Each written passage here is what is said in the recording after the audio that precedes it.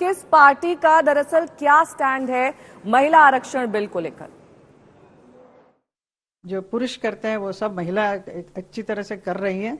तो देश के हर चीज में पढ़े लिखे भी हैं। There all well educated women are there in our parliament and बहुत अच्छे अच्छे सब क्षेत्र में भी आगे बढ़ने का एक मौका मिल रहा है। पूरे देश का आगे बढ़ाने में महिलाओं का भागीदारी जरूर मिलेगी। कि अनुसूचित जाति, जनजाति और अत्यंत पिछड़े वर्ग की महिलाओं को अगर आप कोटा विदिन कोटा नहीं करते हैं तो इसका मतलब आपकी दिलचस्पी ब्रॉडर फ्रेमवर्क ऑफ डेमोक्रेसी में नहीं है, न सामाजिक न्याय में। पिछड़ी जाति, एसटी, एससी और पिछड़ी जाति के बारे में कोई क्लियरिटी नहीं है, मतलब उनको नहीं होगा। और अगर उनको नहीं होगा तो मुझे भय है कि 33% आरक्षण पूरी तरह से एक ऐसे वर्ग को चला जाएगा जो एक प्रकार से नॉमिनेटेड से होंगे। जिनका रिप्रेजेंटेशन या उनको रिप्रेजेंटेशन मिलना चाहिए ना, तो इस बिल में सबसे बड़ी खामी यह है कि इसमें ओबीसी महिलाओं को और मुस्लिम महिलाओं के लिए कोई कोटा नहीं रखा गया, इसलिए हम इस बिल के खिलाफ हैं। राज्यों की जो विधानसभाएं हैं उनमें अब तक मुश्किल से 5 से 10% तक महिला चुनकर आती हैं।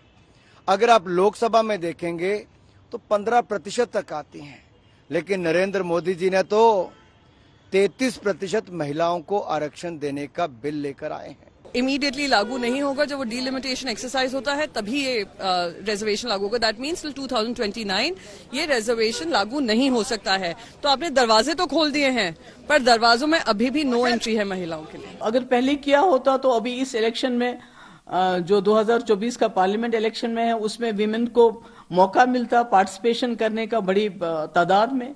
मगर चलिए, देर आए दुरुस्त आए, अच्छी बात है। Last 75 years, women were denied their fair share in the political representation. When there is a possibility, why should we wait for 5 more years is what I am saying.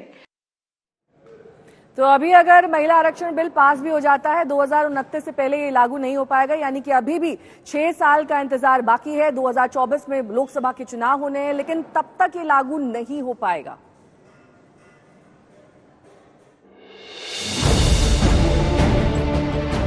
बेटियों में जो सामर्थ्य है, उस सामर्थ्य को अब अवसर मिलना चाहिए। 82 महिलाओं की संख्या है, वो 181 हो जाएगी इस कानून के पास होने के बाद। कितना क्रांतिकारी कदम हम उठा रहे हैं, आप इसके समर्थन में नहीं हो क्या?